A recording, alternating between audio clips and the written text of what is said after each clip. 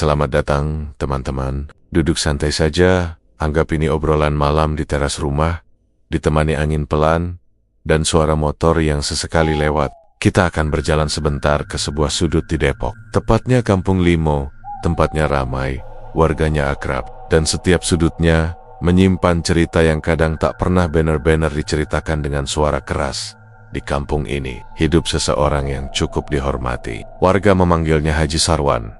Lelaki ramah, senyumnya lembut, dan baru beberapa minggu kembali dari Tanah Suci. Sejak kepulangannya, suasana kampung terasa sedikit berbeda, meski tak ada yang benar-benar bisa menjelaskan apa yang berubah.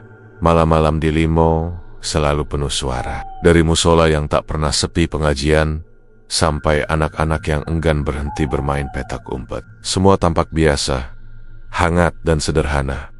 Namun seperti banyak cerita kampung lainnya, kadang ada hal-hal kecil yang kita abaikan, sampai suatu saat semuanya terasa tidak lagi seremeh itu. Kampung Limo sore itu terasa lebih hidup dari biasanya. Angin membawa aroma tanah basah setelah hujan ringan, dan dari kejauhan terdengar suara anak-anak berlarian sambil menyeret sandal. Di ujung jalan, dekat musola kecil yang catnya mulai mengelupas, warga berkerumun menunggu seseorang. Mereka menatap ujung gang dengan wajah cerah, seperti sedang menanti tamu penting. Setelah sekian lama, akhirnya Haji Sarwan pulang dari Tanah Suci. Mobil sewaan yang membawanya berhenti tepat di depan rumahnya. Rumah sederhana dengan pagar besi yang sudah mulai berkarat. Begitu pintu mobil terbuka, warga langsung menyambut dengan ucapan selamat, jabatan tangan, dan doa-doa yang terdengar bersahutan. Ada yang membawa kue basah, ada yang menyiapkan teh hangat, ada juga yang hanya datang untuk melihat langsung wajah Haji Sarwan setelah perjalanan panjangnya. "Aduh, Pak Haji makin cerah aja wajahnya," kata Bu Imah sambil tersenyum lebar. "Masya Allah, Pak Haji, semoga makin berkah ya." Sepulang dari sana, tambah Pak Raman yang selalu jadi orang pertama di setiap acara kampung. Haji Sarwan tersenyum sopan. Senyum yang sama seperti sebelum ia berangkat, hangat, menenangkan, dan membuat orang merasa segan. Namun, ada sesuatu yang berbeda. Senyumnya tidak selebar biasanya. Caranya bicara lebih pelan, seolah ia memilih setiap kata sebelum keluar dari mulutnya. Gerak-geriknya tenang, tapi terlalu tenang, seperti orang yang menyimpan banyak hal di kepalanya. Ia tetap menyalami semua orang, tetap mengucap terima kasih berkali-kali, dan tetap mempersilakan warga untuk mampir ke rumahnya malam itu. Namun sorot matanya tampak lebih dalam, lebih sering memandang ke bawah, dan sesekali seperti sedang memikirkan sesuatu yang tidak ingin ia bagi pada siapapun. Warga tidak memikirkan hal itu. Mereka hanya senang ada tokoh kampung yang pulang dari Tanah Suci, membawa cerita tentang Mekah dan Madinah. Suasana kampung pun terasa lebih hangat selama beberapa hari. Rumah Haji Sarwan ramai, ada pengajian kecil, ada obrolan santai di teras, dan anak-anak yang bermain sambil berharap dibawakan kurma atau coklat dari Arab. Setelah masa ramai itu berlalu, kehidupan di Kampung Limo kembali normal. Namun perubahan kecil mulai terasa. Haji Sarwan kini lebih sering menutup pintu rumahnya. Biasanya ia duduk di teras sambil menyapa siapa saja yang lewat, tapi kini ia lebih sering berada di dalam. Jikapun keluar, ia hanya sebentar, ke musola atau warung. Itu pun dengan langkah cepat dan tatapan yang tidak banyak menoleh. Beberapa warga mengira ia masih kelelahan setelah perjalanan jauh. Yang lain menganggap ia mungkin sedang ingin lebih banyak waktu beribadah. Semua masih wajar. Tidak ada yang curiga, namun bagi yang memperhatikannya lebih dekat, terutama para tetangga yang rumahnya berdempetan, perubahan itu terasa semakin jelas. Haji Sarwan sudah tidak lagi mengobrol panjang tentang kabar kampung. Ia jarang ikut nongkrong di warung kopi seperti dulu. Bahkan caranya menutup jendela pada malam hari terasa seperti orang yang ingin menyembunyikan sesuatu, tapi karena ia tetap sopan, tetap tersenyum ketika bertemu orang, dan tetap datang ke pengajian setiap minggu. Tidak ada seorang pun yang mencoba bertanya lebih jauh. Bagi warga Kampung Limo, seorang haji yang baru pulang hanya butuh waktu untuk menenangkan diri. Mungkin ingin lebih fokus beribadah, mungkin ingin menghindari keramaian. Lagi pula, tidak ada hal aneh yang benar-benar terlihat. Tidak ada keganjilan yang cukup kuat untuk membuat siapapun bersuara. Kecuali satu orang, Rafi, pemuda kampung yang rumahnya hanya terpaut 3 rumah dari rumah Haji Sarwan. Raffi sering pulang malam karena bekerja sebagai penjaga toko kelontong di jalan besar dekat Pesona Depok. Ia terbiasa melihat suasana kampung yang gelap dan sepi. Jadi, ia cukup hafal apa yang biasanya terjadi setiap malam. Dan belakangan ini, ia mulai menyadari sesuatu. Rumah Haji Sarwan selalu gelap lebih cepat dari biasanya. Bukan hanya lampunya yang dimatikan, tapi seluruh bagian rumah seakan menelan diri dalam kegelapan. Tidak ada cahaya redup dari dapur, tidak ada suara televisi, tidak ada tanda aktivitas apapun, meski jam belum terlalu larut. Raffi awalnya mengira itu hanya kebetulan. Namun setelah beberapa malam, pola itu tetap sama. Sementara rame-rame lain masih hidup dengan suara kipas angin, percikan minyak dari dapur, atau anak-anak yang belum mau tidur. Rumah Haji Sarwan seperti dunia lain yang tertutup rapat sehabis maghrib. Raffi sempat menyebutkan hal itu pada ayahnya, tetapi sang ayah hanya tertawa kecil. Biasalah, Fi. Pak Haji mungkin lagi banyak ibadah. Orang habis pulang dari Mekah itu biasanya ingin tenang dulu. Raffi mengangguk, meski hatinya merasa ada sesuatu yang tidak pas. Bukan curiga, lebih tepatnya penasaran. Ia hanya belum menemukan kata-kata yang tepat untuk menjelaskan perasaan itu. Di Kampung Limo, semua berjalan seperti biasa. Pengajian tetap ramai, warung kopi tetap penuh tawa, dan anak-anak tetap bermain sampai diusir orang tuanya. Tidak ada yang merasa sedang berdiri di awal cerita yang pelik. Hanya ada suasana yang pelen-pelen berubah, seperti angin yang membawa kabar samar, namun belum ada yang cukup peka untuk mendengarnya. Dan di tengah semua itu, Haji Sarwan tetap tersenyum, senyum yang sama, tapi entah kenapa terasa semakin sulit dimengerti. Perubahan di rumah Haji Sarwan mulai terlihat sekitar 2 minggu setelah ia pulang dari Tanah Suci. Awalnya biasa saja, suara palu kecil, tukang datang hanya untuk memperbaiki atap yang bocor atau mengecat ulang pagar. Tapi perlahan-lahan pekerjaan itu melebar, merambat ke seluruh bagian rumah. Tiba-tiba saja ada deretan bata merah menumpuk di halaman, lalu muncul papan kayu, cat baru, dan tukang bangunan yang mondar-mandir sejak pagi. Rumah yang dulu sederhana dan termakan usia kini berubah menjadi bangunan yang lebih kokoh, lebih rapi, dan terasa lebih maju dibanding rumah tetangga sekelilingnya. Dinding yang retak ditambal, halaman diperluas, bahkan jendela diganti dengan kaca tebal yang berkilau ketika terkena matahari. Warga kampung tentu senang melihat perubahan itu. Masya Allah, Pak Haji kebanjiran rezeki nih, komentar Pak Rahman sambil menatap rumah itu dari warung kopi. Ya, habis pulang haji memang suka gitu, rezeki ngalir deras, timpal yang lain. Setengah bercanda, obrolan tentang rezeki mendadak mulai terdengar, tapi nadanya tetap hangat, tidak ada yang negatif. Di kampung, perubahan seperti ini sering dianggap sebagai berkah dari ibadah, dan tak seorang pun ingin mencurigai orang yang baru pulang dengan gelar haji. Namun perubahan itu tidak berhenti pada rumah saja. Suatu pagi, terparkirlah sebuah motor baru di depan rumah Haji. Motor keluaran terbaru, mengkilap, warnanya merah marun. Anak bungsu Haji Sarwan, Dani, dengan bangga memamerkannya pada teman-temannya. Dikasih, Abi, katanya, buat aku ke sekolah, biar nggak telat mulu, ujarnya sambil tertawa. Anak-anak kampung mengelilingi motor itu, mengagumi suara mesinnya yang halus. Warga pun ikut terkejut, karena sebelum ini, kondisi keluarga Haji Sarwan tidak semewah itu. Sebelum berangkat haji, ekonomi keluarga Haji Sarwan sebenarnya pas-pasan. Mereka hidup sederhana. Istrinya, Bu Rini, berjualan kue basah di depan rumah. Dani kadang membantu mengantar pesanan ke warung niris. Penghasilan keluarga hanya cukup untuk kebutuhan harian. Bahkan, ketika Haji Sarwan memutuskan untuk berangkat haji, banyak warga yang mempertanyakan dari mana uangnya. Beberapa warga yang lebih dekat bahkan tahu bahwa Haji Sarwan sempat menjual tanah kecil di luar Depok untuk tambahan biaya.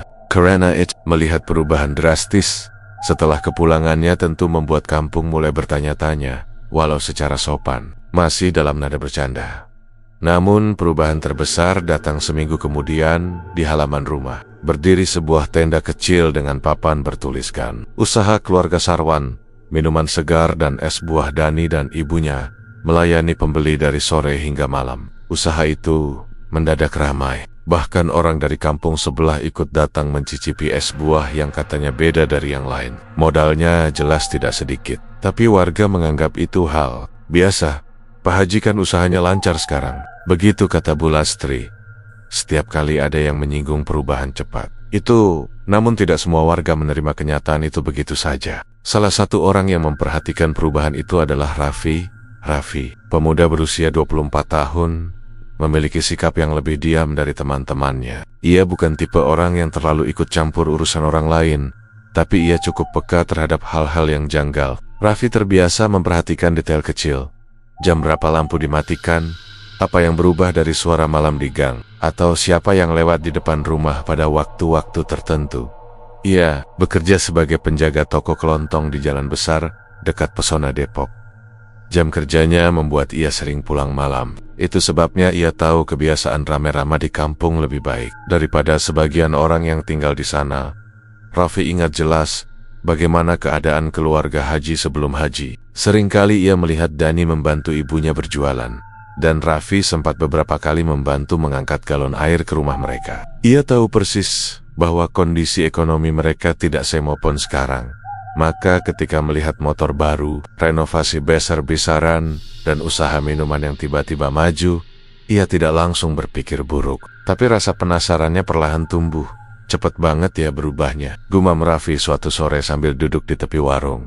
Temannya, Aris, menoyor bahunya. "Vi, itu namanya berkah. Jangan Susan, belum tentu ada apa-apa." Raffi mengangguk. Ia tidak berniat mencurigai Haji Sarwan. Ia hanya kagum sekaligus bingung. Rezeki mendadak memang bisa terjadi pada siapa saja. Tapi waktunya terasa terlalu cepat, terlalu beruntun, dan terlalu mulus. Tetapi warga lain tidak memikirkan sejauh itu. Mereka hanya melihat sisi baiknya. Rumah Haji Sarwan tampak lebih rapi. Suasana usahanya ramai, dan keluarganya terlihat bahagia. Semua berjalan dengan baik-baik saja. Haji Sarwan sendiri tetap tampil sopan. Ia masih menghadiri pengajian, masih menyapa tetangga dengan senyum tipis, dan sesekali memberikan es gratis pada anak-anak kampung. Ia tidak menunjukkan tanda-tanda sombong atau berubah buruk. Justru ia terlihat lebih sering merenung, lebih banyak berdiam diri. Perubahan itu tidak terlihat aneh bagi warga. Seorang haji memang seringkali menjadi lebih banyak introspeksi setelah pulang dari ibadah besar itu. Namun bagi Raffi, perasaan itu tetap melekat. Sesuatu terasa tidak sepenuhnya wajar. Ia belum tahu apa, belum ada bukti, belum ada kejadian aneh selain perubahan ekonomi yang sangat cepat.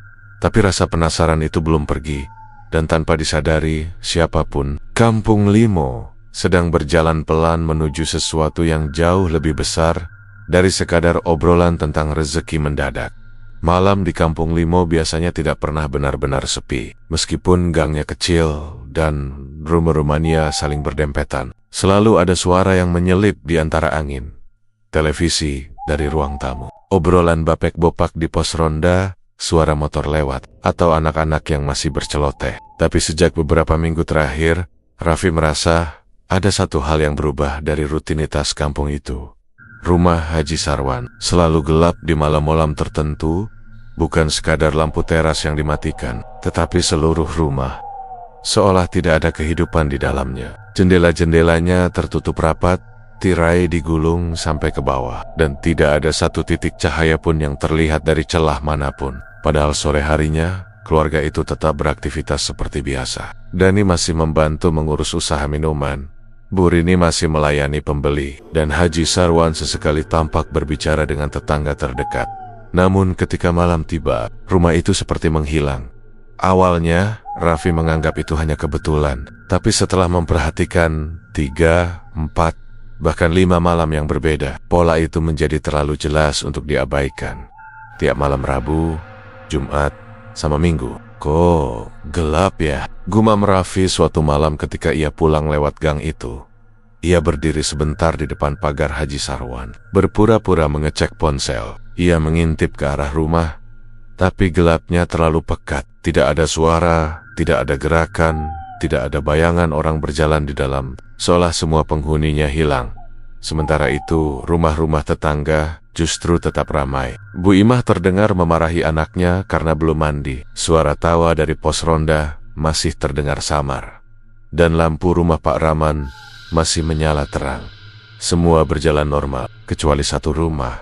Kecurigaan kecil itu tiba-tiba terasa semakin relevan ketika kabar-kabar aneh mulai terdengar keesokan paginya. "Bu, uang di dompet hilang 2 lembar," keluh seorang ibu di depan warung. "Punya saya juga hilang recehan, padahal saya yakin tadi masih ada," timpal yang lain. Awalnya hanya uang receh, 1.000, 2.000, lalu mulai bergeser ke lembaran 5.000 dan 10.000. Kejadian itu tidak besar, tidak dramatis, dan jumlahnya tidak cukup untuk membuat orang panik. Tetapi yang membuatnya aneh adalah semua orang kehilangan uang tanpa sadar kapan dan bagaimana. Uang hilang dari laci, dari dompet, bahkan dari saku celana yang digantung. Hal itu sempat jadi bahan tertawaan. "Waduh, maling yang ini rajin amat ya. Masih belajar kali," canda salah satu bapek-bapek di pos ronda. Tapi lama-kelamaan, tawa itu berubah menjadi gumaman. Ada sesuatu yang mengganggu warga, perasaan tidak nyaman, yang sulit dijelaskan. Suasana kampung menjadi sedikit lebih tegang. Belum ada yang menuding siapapun. Belum ada yang berani menyebutkan nama. Tapi rasa was-was itu mulai terlihat dari cara orang-orang menyimpan barangnya. Dompet ditaruh lebih dalam. Uang disimpan di tempat yang sulit dijangkau. Dan beberapa orang mulai mengunci pintu lebih cepat daripada biasanya. Raffi memperhatikan perubahan itu sambil menahan napas. Sebab semua kejadian itu bersinggungan dengan hal yang ia lihat malam-malam gelap di rumah Haji Sarwan. Namun Raffi tidak berani langsung berpikir buruk. Dalam tradisi kampung, menuduh orang sembarangan adalah hal yang sangat tidak disukai. Apalagi menuduh seorang haji yang membuatnya semakin penasaran, bukan hanya soal uang hilang, tapi waktu terjadinya. Dari cerita warga, kebanyakan uang hilang di malam-malam ketika rumah Haji Sarwan gelap total. Raffi tidak mau langsung menghubungkan keduanya, tapi pikirannya selalu tertarik kembali ke hal itu. Ia merasa ada pola yang tidak kebetulan. Suatu malam, Raffi memutuskan untuk mengamati lebih lama dari biasanya. Ia pulang dari toko dengan sengaja memperlambat langkah ketika melewati rumah Haji. Hujan baru saja turun, membuat udara terasa lembab. Cahaya lampu gang memantul di genangan jalan, menciptakan beyangan-beyangan panjang. Rumah-rumah lain terlihat hidup. Ada dengungan kulkas, suara kipas, dan televisi. Tapi rumah Haji Sarwan gelap, lebih gelap dari malam-malam sebelumnya. Raffi baru hendak melanjutkan langkah ketika ia merasa bulu kuduknya berdiri. Dari arah dalam rumah, ia mendengar sesuatu. Bukan suara orang bicara, bukan suara langkah, lebih seperti suara gesekan. Suara sesuatu yang bergerak pelan. Ia menoleh cepat. Tidak ada apa-apa, namun suara itu terdengar lagi. Kali ini seperti napas pendek dan berat yang disembunyikan. Raffi ingin mendekat, tapi sekaligus ragu. Ia menatap ke arah kaca jendela, tetapi tidak ada bayangan, hanya kegelapan pekat. Tiba-tiba lampu musola menyala terang, membuat Raffi tersentak. Suara orang memanggilnya dari kejauhan. "Vi, ngapain bengong di situ?" Raffi menoleh. "Itu Pak Raman gak, Pak? Cuma lihat HP," jawab Raffi cepat. Pak Rahman mengangguk sambil berjalan mendekat. "Hati-hati sama maling. Lagi rame itu uang hilang." Raffi hanya tersenyum canggung. Setelah Pak Ruman pergi, ia kembali menatap rumah Haji Sarwan. Kali ini sunyi total. Seperti rumah itu menyadari ada seseorang yang memperhatikannya. Raffi menghela napas panjang dan melanjutkan langkah. Tapi pikirannya tertinggal di tempat itu.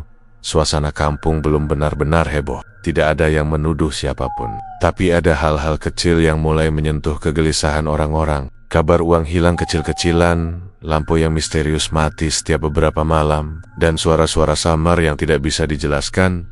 Kampung Limo masih terlihat sama, tapi hawa di dalamnya sudah mulai berubah. Pelan, halus, namun pasti. Warung kopi Pak Darto selalu menjadi tempat paling ramai menjelang malam. Bukan karena kopinya yang luar biasa, tapi karena itu satu-satunya tempat di Kampung Limo yang masih buka sampai larut. Kursinya sederhana, hanya bangku kayu panjang dengan meja yang sudah banyak goresan. Tetapi suasananya hangat dan penuh obrolan. Malam itu, seperti biasa, beberapa warga tua duduk mengelilingi meja sambil menyeruput kopi panas. Lampu neon di warung berkerlap-kerlip, menambah suasana khas kampung yang tidak pernah kehilangan karakter. Raffi mampir setelah pulang kerja. Ia duduk agak ke pinggir sambil memesan teh hangat. Ia tidak berniat ikut obrolan, hanya ingin melepas lelah. Tetapi pembicaraan warga tua malam itu menarik perhatiannya. Awalnya, mereka hanya membicarakan kabar uang hilang yang sedang ramai dibicarakan warga. Nada mereka masih santai. Yang hilang 1.000-an, 2.000-an, kata Pak Raman sambil tertawa. Kalau malingnya belajar ya wajarlah, kecil-kecil dulu. Yang lain ikut tertawa. Tetapi kemudian, tanpa diduga, arah obrolan berubah.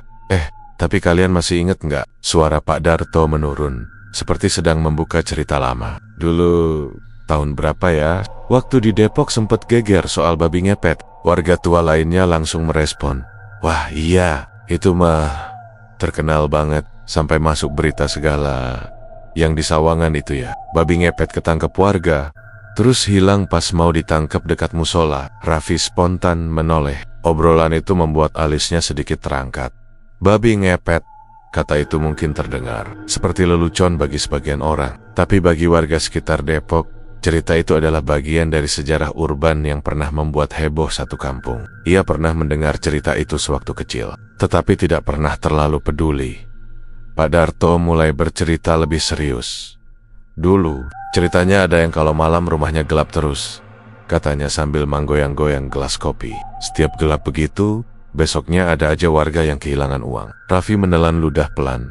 Terus, warga akhirnya jaga rame-rame. Ketahuan ada babi hitam besar, lari-lari di gang. Larinya aneh, kayak bukan hewan biasa. Waktu dikepung, babinya bisa hilang gitu aja. Padahal posisinya buntu. Dibilang babi ngepet, ya karena modelnya begitu. Sambung yang lain. Katanya orang yang ngepet tuh badannya berubah wujud jadi babi. Terus ada penjaga lilin di rumahnya. Kalau lilin mati, yang berubah jadi babi bisa celaka. Suasana warung mendadak terasa berbeda. Lampu neon yang berkelip seperti menambah kesan cerita itu. Tidak hanya sekadar nostalgia. Raffi diam, tetapi telinganya menyerap setiap kata. Bayangan rumah Haji Sarwan yang gelap pada malam-malam tertentu kembali muncul dalam pikirannya. Suara aneh yang ia dengar malam itu juga melintas dalam ingatannya. Pak Raman, yang biasanya paling keras tertawa, kini suaranya mengecil. Hari ini kok kejadian mirip-mirip ya? Rumah gelap, uang hilang. Tapi jangan ngaco. Mana ada sekarang biji-biji tuh? Celetuk Pak Darto, cepat-cepat. Mungkin takut obrolan itu keluar jalur. Ini cuma cerita lama. Gak usah dikait-kaitkan. Yang lain pun ikut mengangguk, mengalihkan pembicaraan kembali ke topik ringan. Namun bagi Raffi, kalimat itu justru membuat pikirannya berputar lebih cepat. Cuma cerita lama, tidak perlu dikaitkan, begitu kata mereka.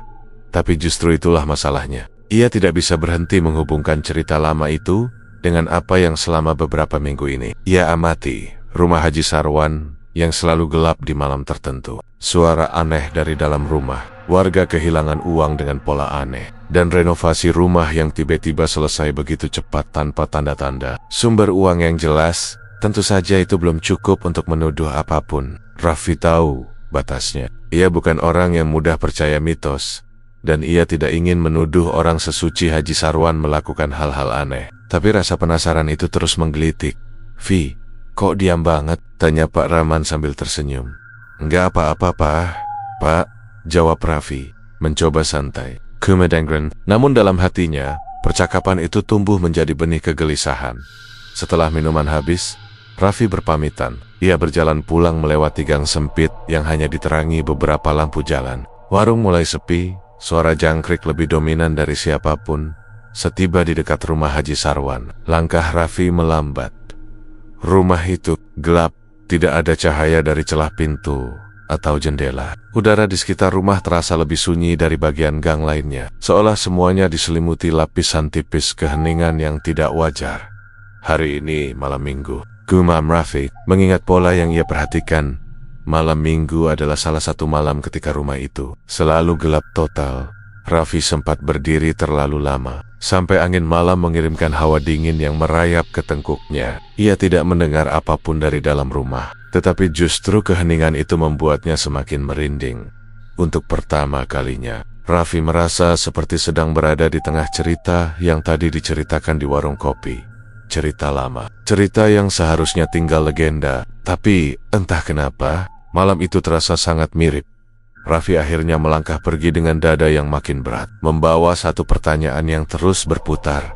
Apa mungkin mitos itu benar-benar sedang terulang? Bab ini ditutup dengan ketegangan halus. Tetapi belum ada jawaban.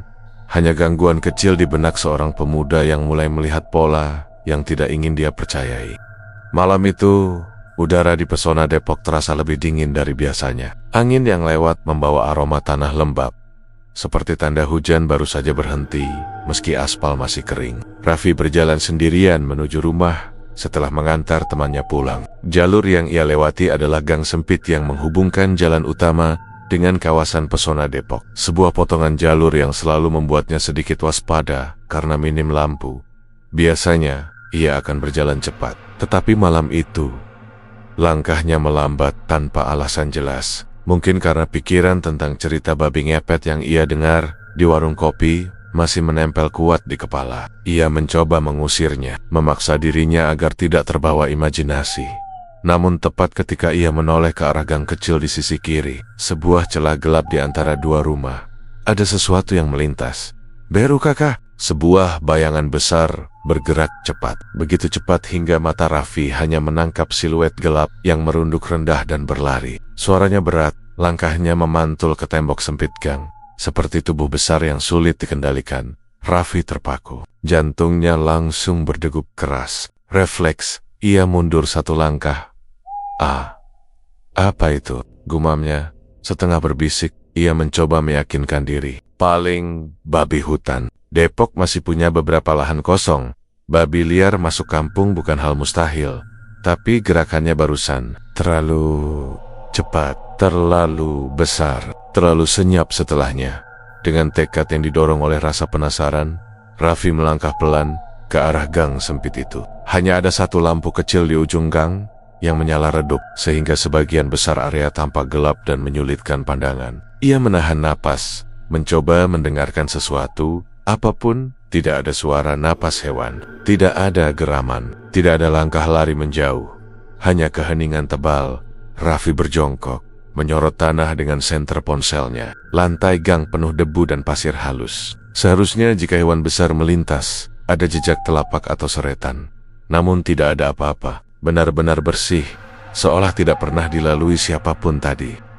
Raffi bergumam lagi, tidak puas. Ia berdiri dan mencoba memeriksa lebih jauh. Berjalan beberapa meter ke dalam gang. Hanya dinding-dinding rumah warga dan pagar besi yang menua, tanpa celah untuk hewan sebesar itu kabur. Bahkan tidak ada jalan keluar lain. Bayangan itu seperti muncul dan hilang begitu saja. Setelah beberapa menit mencari tanpa hasil, ia keluar dari gang dengan wajah cemas. Rasa merinding mulai naik ke tengkuk. Saat ia kembali menuju jalur utama, suara motor lewat membuatnya sedikit tersentak. Dua remaja yang lewat melirik ke arahnya. "Bang, ngapain di situ gelap-gelap?" tanya salah satunya. "Kayak ada hewan lewat tadi," jawab Raffi singkat. "Kagak ada apa-apa bang, kita lewat situ barusan." Anak itu mengangkat bahu, lalu tancap gas meninggalkan Raffi yang makin bingung. Ia memutuskan untuk pulang saja, tapi rasa tidak nyaman itu mengikuti sepanjang jalan. Pikiran tentang bayangan besar itu terus mengganggu, seperti potongan teka-teki yang belum menemukan tempatnya. Begitu melewati jalan dekat rumah Haji Sarwan, suasana kembali berubah. Rumah itu lagi-lagi gelap, pekat tanpa satu lampu pun menyala. Saat Raffi berjalan melewati pagar, ia mendengar sesuatu. Suara berat, rendah. Tidak jelas apakah itu suara manusia atau hewan. Raffi spontan berhenti. Ia menatap rumah itu lekat-lekat. "Pak, Bu, ada orang?" panggilnya pelan. Tidak ada jawaban. Hanya suara gesekan seperti benda berat diseret di lantai. Perlahan, sangat pelan. Seperti ada sesuatu yang bergerak di dalam rumah.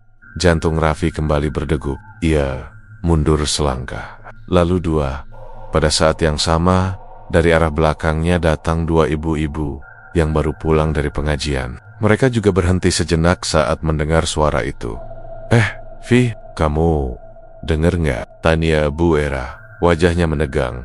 "Iya Bu," jawab Raffi, suaranya pelan. Bu Emma mendekat sambil merapatkan kerudungnya. "Kayak suara Jeremiah dari rumah Pak Haji?" Raffi tidak menjawab. Ia sendiri tidak yakin itu suara apa. Para ibu-ibu akhirnya bergegas pergi, tidak ingin berlama-lama di area gelap itu. Raffi mengantarkan mereka sampai ujung gang. lalu berdiri sendirian lagi menatap rumah Haji. Suara itu sudah hilang. Rumah kembali sunyi, tetapi melihat dua orang lain juga mendengarnya, membuat Raffi semakin yakin bahwa kejadian malam ini bukan sekadar imajinasinya. Bayangan besar di pesona Depok, jejak yang hilang, rumah yang selalu gelap, suara aneh yang didengar warga. Semua potongan itu mulai menyatu dalam kepalanya, namun ia masih menahan diri untuk percaya pada hal-hal mistis. Ia mencoba berpikir rasional, meski sulit. Aku harus cari tahu, gumam Raffi lirih, lebih pada dirinya sendiri. Karena satu hal kini jelas, ada sesuatu yang tidak wajar sedang terjadi di Kampung Limo. Dan malam itu adalah malam pertama Raffi benar-benar mengakui bahwa dirinya takut. Malam turun perlahan di Kampung Limo, membawa kesunyian yang terasa lebih pekat dari biasanya. Rumah Haji Sarwan berdiri di antara kegelapan itu seperti bayangan besar yang menahan napas. Tak ada satu lampu pun menyala, kecuali garis tipis samar dari balik jendela dapur. Seolah ada cahaya kecil yang berusaha menerobos keluar. Di dalam rumah itu, suasananya jauh berbeda. Sebuah ruangan gelap dipenuhi aroma kemenyan yang tebal. Asapnya naik perlahan, mengalir seperti kabut kecil yang menari di udara. Di tengah ruangan, seorang sosok duduk bersila. Begitu gelapnya ruang itu, sehingga sulit menilai apakah sosok itu laki-laki atau perempuan. Wajahnya tak terlihat, hanya siluet tubuhnya yang sesekali bergerak pelan. Sosok itu menyalakan sebuah lilin kecil di depannya. Api itu menyala ragu, bergetar seperti ketakutan oleh gelap di sekelilingnya. Cahaya kuningnya memperlihatkan sekilas lantai rumah yang ditutupi kain hitam lusuh, dan beberapa benda yang tidak bisa dijelaskan bentuknya. 50. Sosok itu menghembus pelan, memastikan lilin menyala stabil. Jemarinya kurus, pucat, dan bergerak perlahan, seperti mengikuti pola tertentu. Kemudian, terdengar suara, gumaman lirih yang tidak jelas apa yang diucapkannya. Seperti do, atau mantra. Irama gumamannya naik turun, lembut namun terasa menekan udara. Kemenyan yang terbakar di sudut ruangan, menambah suasana yang menyesakkan. Ruangan itu gelap, kecuali lingkaran kecil cahaya lilin, yang membuat sosok itu tampak seperti penjaga sesuatu yang tak boleh padam di luar ramah. Suasana sama sekali berbeda. Raffi berjalan pelan, melewati gang depan rumah Haji Sarwan. Ia tidak berniat mencari gangguan, tetapi pikirannya penuh rasa penasaran. Sejak melihat bayangan besar di pesona Depok, ia merasa semua kejanggalan jadi lebih sulit diabaikan. Rumah Haji yang gelap malam itu kembali memancing rasa curiganya. Saat Raffi melangkah mendekati area samping rumah, ia mendengar sesuatu. Derk, seperti suara langkah kecil, atau benda yang bergesekan dengan lantai dari dalam rumah. Suara itu pelan, tapi jelas berasal dari ruangan bagian belakang. Raffi berhenti, menahan napas, fokus. Ia mencoba mencari celah jendela untuk melihat ke dalam, tapi jendela rumah itu dipasangi tirai tebal. Tidak ada cahaya selain garis tipis dari bawah pintu belakang. Namun dari dalam, sesuatu bergerak lagi. Gumaman, lirih, terputus-putus. Raffi mengerutkan kening. Ada orang di dalam, bisiknya. Ia tidak mau gegabah. Ia tahu betul rumah Haji Sarwan ini dihormati banyak orang. Tidak pantas baginya mengintip-intip tanpa alasan yang jelas. Namun suara misterius itu membuat rasa ingin tahunya seperti ditarik ke dalam. Raffi mendekat sedikit. Hanya 2 langkah, cukup untuk memastikan. Dari balik jendela dapur, ia melihat sesuatu.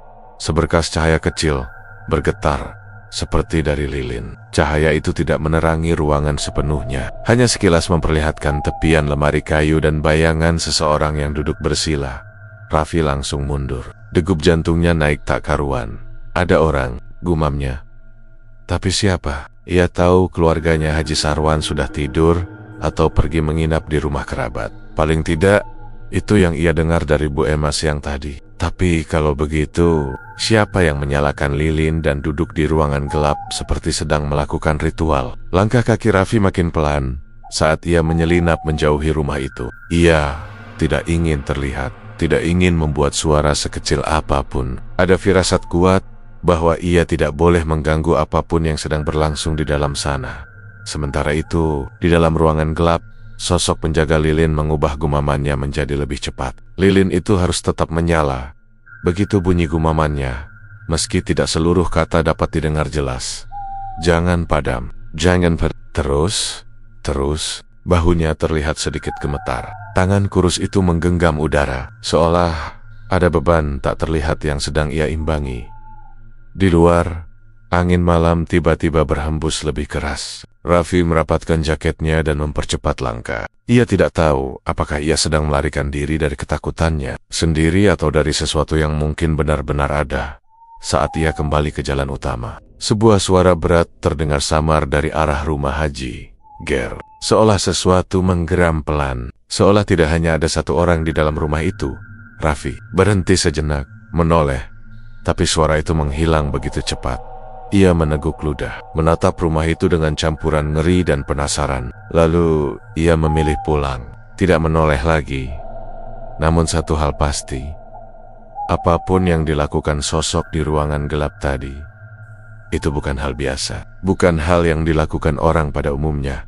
Dan Raffi, meski tidak tahu apa yang sebenarnya terjadi, tahu bahwa malam itu ia telah melihat sesuatu yang tidak seharusnya disaksikan.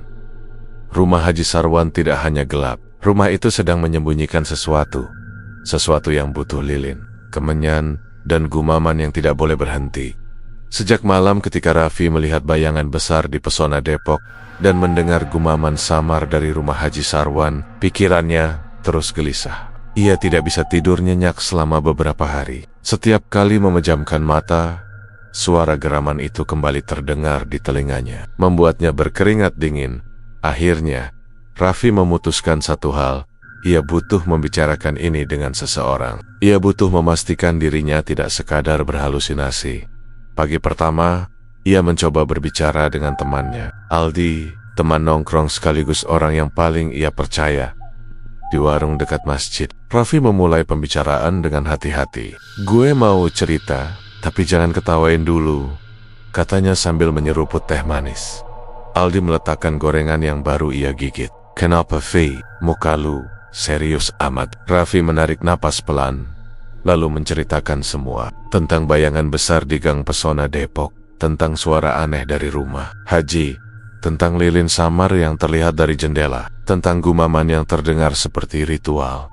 Aldi mendengarkan, awalnya dengan kening berkerut. Tapi begitu Raffi selesai, responsnya tidak seperti yang diharapkan. "Vi, lo kecapekan kali," katanya, tertawa kecil. "Lo sendiri bilang barusan, lo lewat gang gelap. Mata orang kalau capek suka salah lihat." "Gue gak salah lihat," sahut Raffi cepat. Aldi angkat tangan, masih bersikap santai. "Gue percaya lo lihat sesuatu, tapi lo yakin itu babi ngepet? Dan yakin itu ada hubungannya sama Pak Haji?" "Nggak tahu babi ngepet atau bukan," jawab Raffi. Nadanya mulai kesal, tapi ada yang janggal. Rumah Pak Haji selalu gelap malam-malam tertentu. Dan kemarin gue dengar suara. Aldi langsung memotong, suaranya lebih serius. "Vi, hati-hati ngomong kalau soal Pak Haji." Raffi terdiam. Aldi menatap kanan kiri memastikan tidak ada yang mendengar. "Lo tahu sendiri, dia orang terpandang, baru naik haji, disayang satu kampung. Masa tiba-tiba kita nuduh yang enggak? Ntar lo yang dicap aneh sama warga." Kalimat itu seperti tamparan halus. Raffi mendesah panjang. Ia tahu itu bukan tuduhan, hanya kecurigaan. Tapi tetap saja, perasaan bahwa ada sesuatu yang tidak beres terus menghantuinya. Siangnya, Raffi mencoba berbicara dengan ibunya. Ia berharap orang tua bisa lebih netral, "Bu, kemarin Raffi lihat yang aneh di rumah Pak Haji," katanya saat membantu ibunya merapikan jemuran. "Aneh gimana?" tanya ibunya tanpa menoleh. Setelah mendengar cerita, ibunya langsung menghentikan aktivitas, menatap Raffi dengan raut tidak setuju. "Raffi, denger ya, jangan suka nuduh orang sembarangan," katanya pelan tetapi tegas. "Pak Haji itu orang baik, banyak nolong warga. Kalau rumah gelap, ya mungkin lagi istirahat. Gumaman, mungkin lagi zikir. Tapi Bu, sudah, jangan bahas yang bukan-bukan." Pembicaraan langsung terputus. Raffi hanya bisa menghela napas panjang. Beberapa hari berikutnya, Raffi mencoba berbicara dengan Bu Emma dan Bu Irah. Dua orang yang malam itu mendengar suara juga. Ia pikir mereka akan lebih mengerti. Di depan warung sayur, Raffi menyapa mereka. "Bu, soal malam itu, yang Ibu dengar." Tapi baru setengah kalimat, Bu Ira sudah menggeleng kuat-kuat. "Aduh Vi, jangan bahas begituan," katanya sambil menunduk. Bahaya kalau salah ngomong. Lagian belum tentu dari rumah Pak Haji, sahut Bu Emma cepat. Bisa aja dari kucing berantem, atau radio nyala. Tapi rumahnya gelap, Bu. Raffi mencoba tetap tenang. Terus malam itu, Vi, kali ini suara Bu Emma berubah lembut tapi tegas. Pak Haji itu orang terhormat. Kalau sampai salah bicara, keluarga kita yang malu. Dua ibu-ibu itu buru-buru mengakhiri percakapan dan pergi. Raffi dibiarkan berdiri sendiri, seperti orang yang baru saja membicarakan hal tabu. Hari-hari berikutnya, Raffi mulai merasakan jarak dari warga. Tetangga yang biasanya menyapanya kini hanya mengangguk singkat. Beberapa anak muda menatapnya heran. Mungkin karena mereka mendengar desis-desis bahwa Raffi menyimpan kecurigaan aneh. Aldi pun perlahan menjaga jarak. Entah karena tidak nyaman atau takut terbawa situasi, Raffi tidak marah, tapi ia merasa semakin asing di kampungnya sendiri. Ia hanya ingin memastikan bahwa tidak ada bahaya. Ia hanya ingin mencari kebenaran, tapi ternyata kebenaran yang menyentuh sosok sehormati Haji Sarwan bukan hal yang boleh disentuh oleh sembarang orang. Warga lebih memilih diam daripada mempertanyakan sesuatu tentang orang yang mereka hormati, dan diamlah yang membuat Raffi perlahan terisolasi. Pada suatu malam, ketika ia pulang dan melewati rumah Haji yang kembali gelap, Raffi berdiri cukup lama di depan pagar. Ia tidak melihat apapun, tidak mendengar apapun, tapi rasa dingin merambat di dadanya. Kalau mereka nggak mau dengar, gumamnya lirih. Mungkin gue harus cari bukti sendiri. Malam itu, sebuah tekad baru muncul. Tekad yang mungkin akan membawanya terlalu jauh. Kehilangan uang di Kampung Limo semakin sering. Awalnya hanya recehan, lalu naik menjadi lembaran kecil. Kini, beberapa warga mulai kehilangan uang ratusan ribu tanpa menyadarinya. Anehnya, tidak ada tanda rumah dibobol, tidak ada jendela rusak, tidak ada jejak maling. Ibu Raffi pun suatu pagi memanggilnya dengan wajah bingung. V, ibu kehilangan uang warung. Padahal semalam ibu simpan di toples dalam lemari. Raffi segera menghampiri. Hilang berapa, Bu? 150 ribu. Nada ibunya bukan marah, tapi cemas. Ibu sudah cari kemana-mana. Enggak ada. Raffi merasakan dingin mengalir dari tengkuk hingga ke punggung. Keluarganya sendiri kini ikut jadi korban. Ia mencoba tetap tenang. Bu, mulai sekarang kunci lemari ya. Ibu juga bilang ke tetangga lain, jangan simpan uang sembarangan. Ibunya hanya mengangguk pelan. Jelas masih bingung. Bagi Raffi, ini bukan lagi sekadar kecurigaan. Polanya semakin jelas. Kehilangan terjadi pada malam-malam tertentu dan selalu berdekatan dengan waktu ketika rumah Haji Sarwan gelap total dan tidak ada satupun warga yang berani mengangkat suara. Karena itu, malam itu Raffi memutuskan sesuatu. Ia akan mengawasi rumah Haji Sarwan. Dalam gelapnya malam, Raffi bersembunyi di balik pagar rumah kosong di seberang rumah Haji. Posisi itu cukup aman. Ia bisa melihat halaman dan pintu samping rumah tanpa terlihat. Jam menunjukkan pukul 00,47. Udara dingin menusuk kulit, tapi Raffi bertahan. Rumah Haji gelap total seperti biasa. Tidak ada cahaya dari ruang tamu, dapur, atau kamar. Hanya beberapa suara samar dari dalam. Entah langkah kaki pelan atau angin yang menabrak pintu kayu.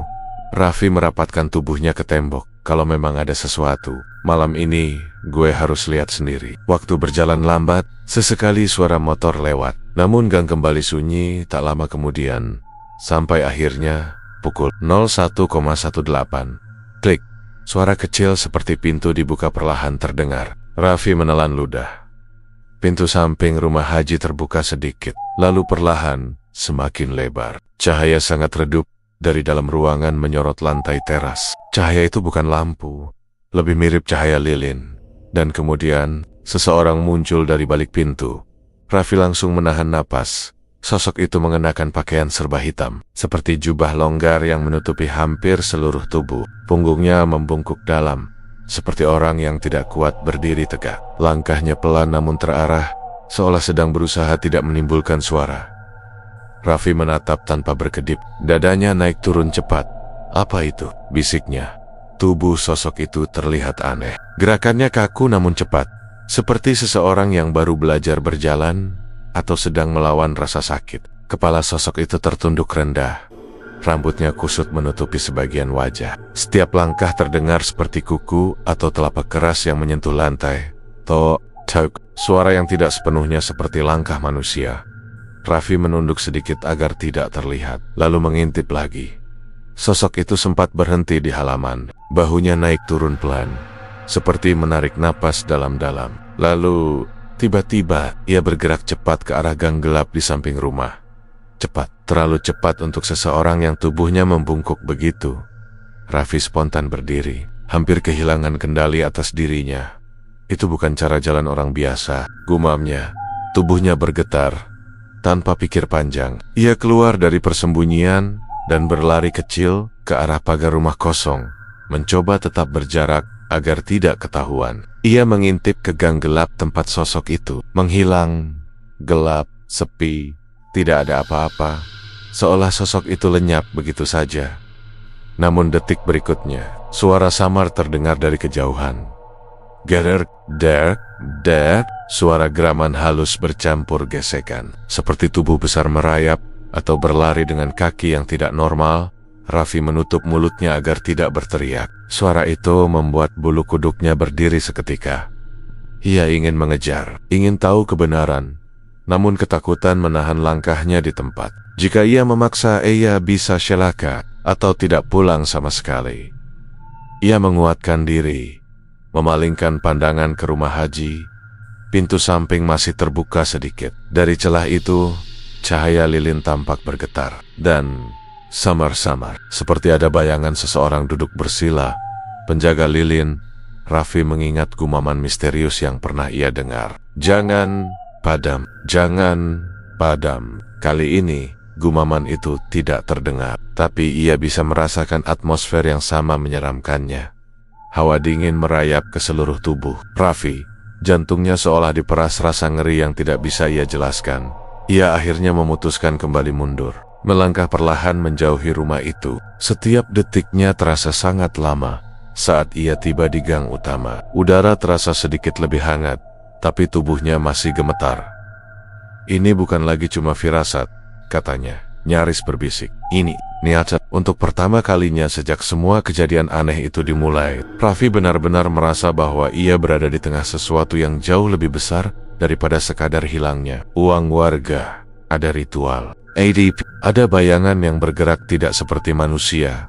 Dan yang lebih menakutkan, semua itu berasal dari rumah seorang haji yang dihormati seluruh kampung. Malam itu, ia pulang dengan wajah pucat dan langkah tak stabil. Langit gelap tampak menekan kampung, seolah tahu apa yang disembunyikan di balik dinding rumah Haji Sarwan. Dan dalam hati Raffi, sebuah ketakutan baru tumbuh.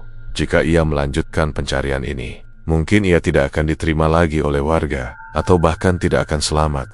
Di dalam rumah Haji Sarwan, suasana malam itu jauh lebih tegang dibanding malam-malam sebelumnya. Ruangan yang gelap hanya diterangi sebatang lilin di tengah lantai. Asap kemenyan melingkar-lingkar di udara, membuat suasana semakin pekat. Penjaga lilin, seseorang dengan tubuh kurus, rambut acak-acakan, dan mata yang cekung, ulung menahan napasnya sambil menggumamkan doa-doa atau mantra yang sulit dipahami. Suaranya parau, seperti suara orang yang terlalu sering berbisik pada kegelapan.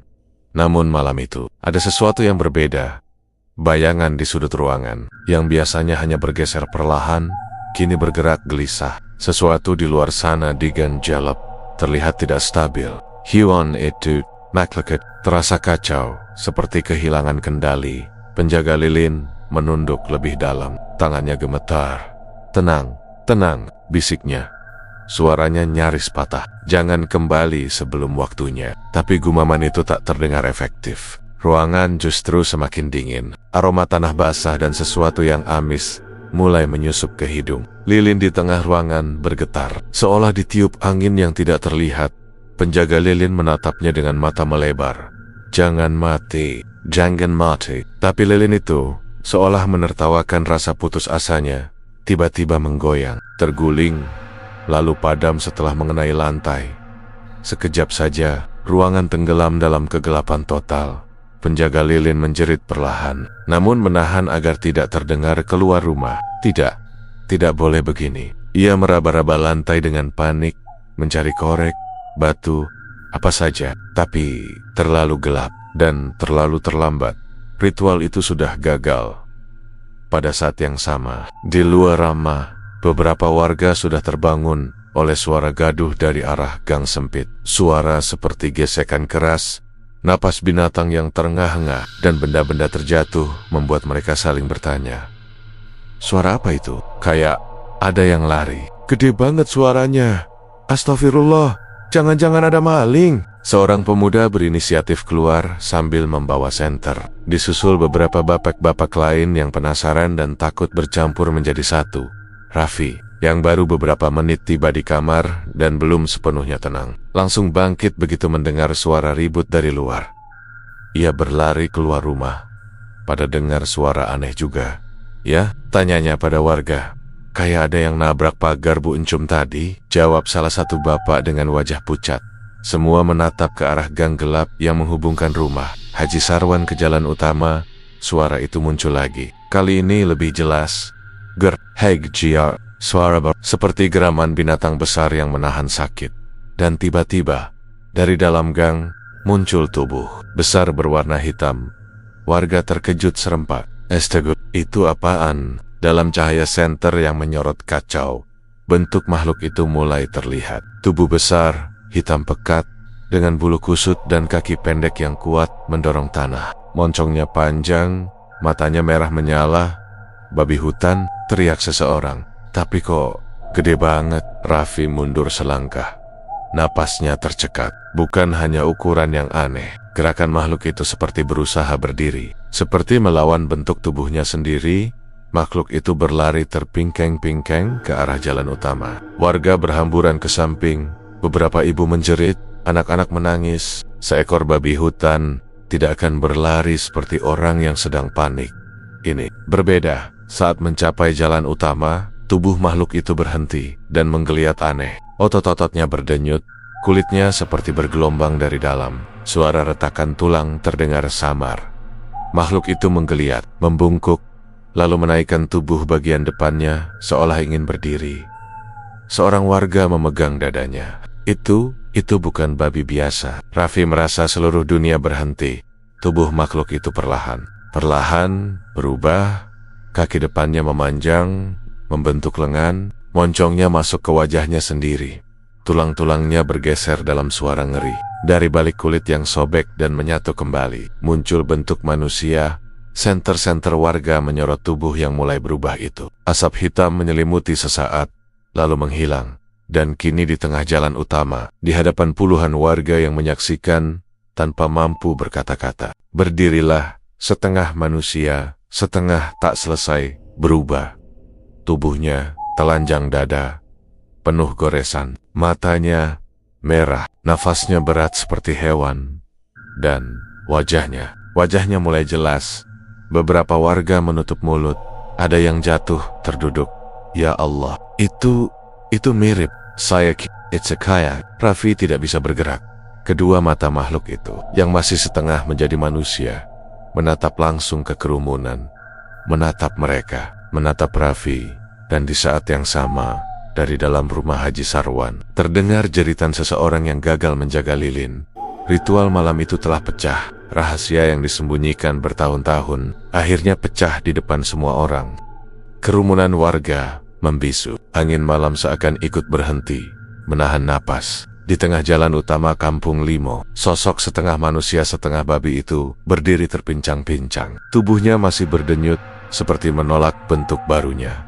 Raffi menatapnya tanpa bisa mengedip. Jantungnya bergemuruh tak beraturan. Semua cerita lama, semua keganjilan, semua kecurigaan, seolah terjawab dalam satu pemandangan mengerikan ini.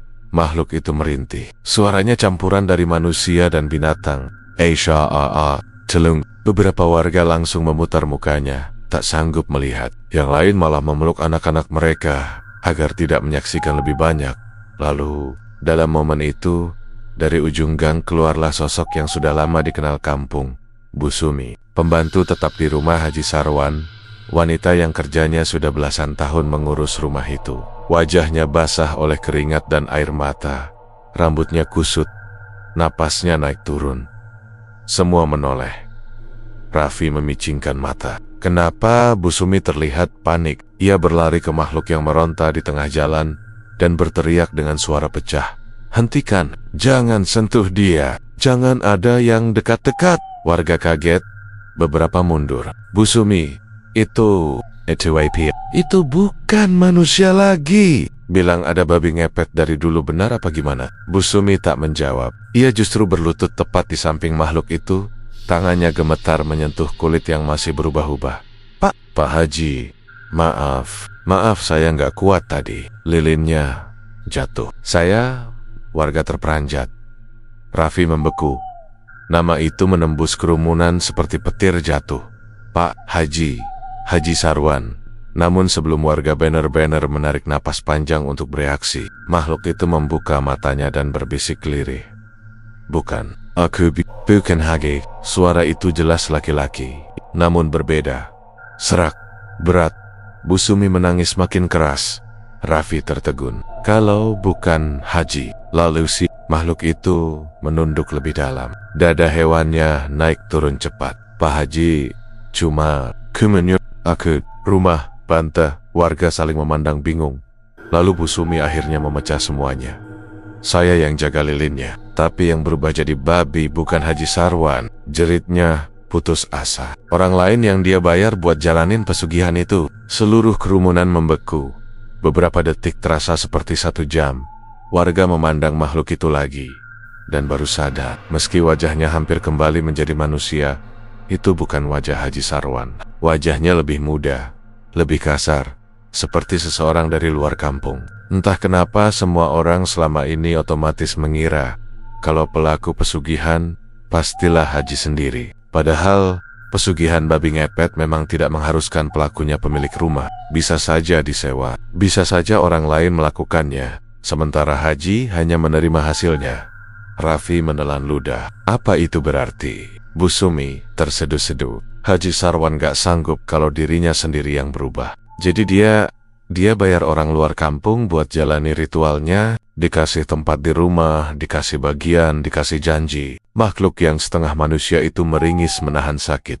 Raffi merasakan sesuatu mengikat dadanya. Jadi bana, tapi tidak seperti yang ia pikirkan. Haji Sarwan bukan pelaku langsung, tapi bagian dari kebusukan itu.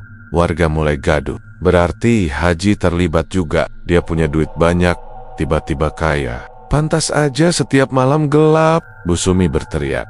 Saya dipaksa tutup mulut. Keluarga saya diancam kalau saya bilang ke orang, saya cuma ikut jaga lilinnya, bukan mau terlibat. Kerumunan semakin kacau.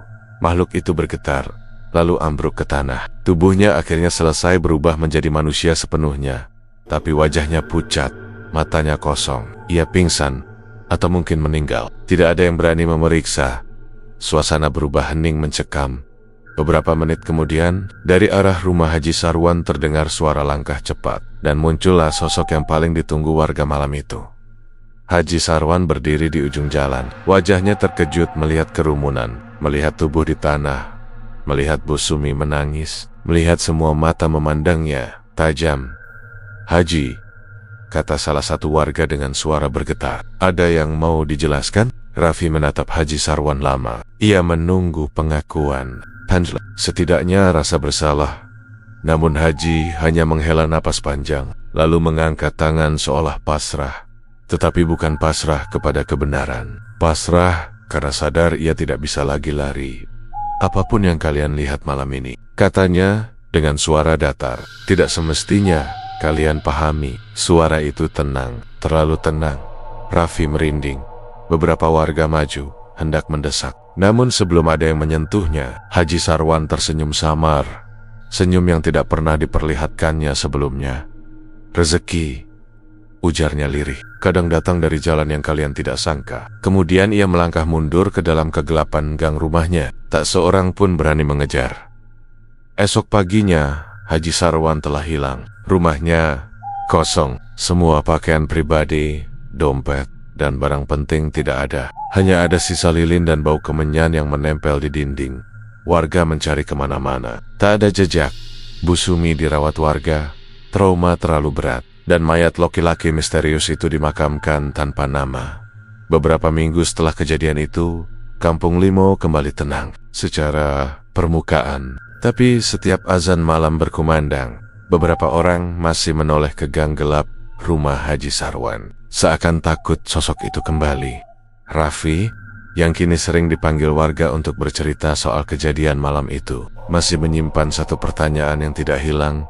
Jika orang yang berubah menjadi babi hanyalah orang bayaran, lalu berapa banyak orang lain yang pernah dibayar oleh Haji Sarwan sebelum ini? Dan yang paling menakutkan, di mana Haji Sarwan sekarang? Karena beberapa warga bersumpah, setiap beberapa malam, di gang paling gelap dekat Pesona Depok, ada bayangan laki-laki berjubah putih yang berdiri diam, mengamati Roma Rama yang masih menyala terang.